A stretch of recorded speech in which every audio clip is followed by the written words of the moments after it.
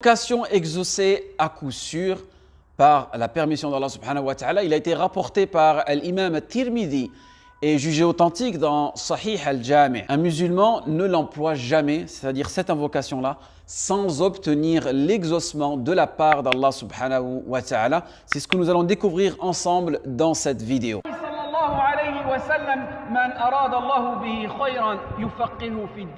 Assalamu alaikum wa rahmatullah wa barakatuh. Pourtant, cette invocation, elle est très simple à mémoriser, très simple à prononcer, même pour les non-arabophones. C'est une invocation que Dhunoun alayhi salam, c'est-à-dire Yunus, a lui-même prononcée. Lorsqu'il fut avalé par la baleine, il se retrouva dans une situation très difficile. Une situation dans laquelle on se retrouve en même temps dans les trois ténèbres. Les ténèbres de la nuit, les ténèbres de l'obscurcissement et les ténèbres du ventre de la baleine.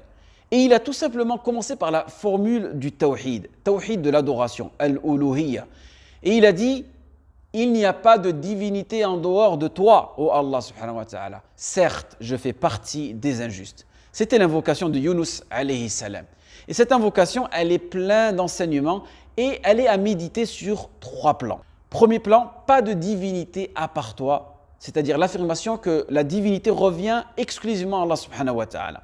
Deuxième plan, pureté à toi, l'affirmation qu'Allah subhanahu wa ta'ala est au-dessus de toute imperfection, car il dit « j'étais vraiment du nombre des injustes » et la demande du pardon par la reconnaissance du péché. Ibn Qayyim rahimahullah dit par cette dua « La ilaha illa subhanak inni kuntu minadh dhalimin » le serviteur se rapproche de son Seigneur par quatre voies. La première voie, le tawhid. Deuxième voie, le tanzih, le fait d'exempter d'Allah subhanahu wa ta'ala de toute imperfection. La troisième voie, la servitude. Et la quatrième voie, la reconnaissance du péché. Puis, il finit cette invocation, alayhi salam, en reconnaissant ses erreurs, son injustice, car il est important de reconnaître ses erreurs pour ne plus les refaire, et cela aussi est une forme de glorification envers Allah subhanahu wa ta'ala et de s'en débarrasser de ces péchés-là. Et aussi que nous sommes des êtres imparfaits et que la perfection revient à Allah. C'est pour cela que nous l'adorons et l'invoquons. Donc, comment utiliser cette invocation? Pour la prononcer en arabe, c'est assez simple, c'est « La ilaha illa ant subhanak inni kuntu minadh dhalimin » D'accord? Donc, une fois que tu as prononcé cette invocation-là, de préférence en arabe, si c'est possible, mais tu peux aussi la faire en français, d'accord? Tu demandes à Allah subhanahu wa ta'ala ce dont tu as besoin. Et là, tu rajoutes ta demande. Tu demandes à Allah subhanahu wa ta'ala, par exemple, qui guérit tes parents, ou bien qui te sort de cette mauvaise situation-là. Parfait? Ou bien, tu peux prononcer cette invocation-là, d'accord? Et la situation dans laquelle tu es, ce qu'on appelle en langue arabe, shikayatul hal, elle est suffisante. Tu n'as pas besoin d'ajouter cette requête-là. Et c'est la manière dont Yunus alayhi salam a fait. Donc, tu répètes en permanence cette invocation et tu montres à Allah subhanahu wa ta'ala dans ton cœur le besoin que tu as, la situation dans laquelle tu es. Donc, vous voyez, cette invocation, elle est assez simple à utiliser, mais par contre, il y a une condition. Écoutez ce que l'imam al-Qurtubi rahimahullah dit dans son explication de la parole d'Allah subhanahu wa ta'ala dans Jami' al-Ahkam al-Qur'an concernant cette ayah où Allah subhanahu wa ta'ala dit Dhunoun, quand il partit irrité, il pensa que nous allions pas l'éprouver. Puis il fit dans les ténèbres l'appel que voici, pas de divinité à part toi, j'ai été vraiment du nombre des injustes. Allah subhanahu wa ta'ala formule dans ce verset une condition selon laquelle il exauce l'invocation de celui qui l'invoque comme il l'invoque. C'est ce qui se dégage de sa parole. Nous l'exaucâmes et le sauvâmes de son angoisse. Et c'est ainsi que nous sauvons les croyants. Regardez comment il dit Allah subhanahu wa ta'ala dans le Coran.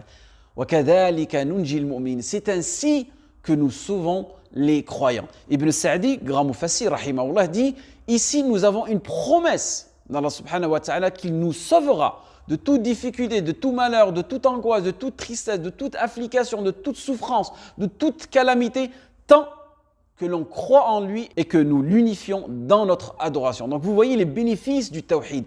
Une adoration qui ne te coûte rien, seulement de la franchise, de la droiture, de la loyauté, de la confiance envers Allah subhanahu wa ta'ala. Et c'est pour cela qu'il est important d'enseigner, d'étudier, de faire le rappel du tawhid. Certaines personnes nous disent aujourd'hui, on n'a pas besoin du tawhid. Le tawhid, c'est dans nos cœurs, on le connaît.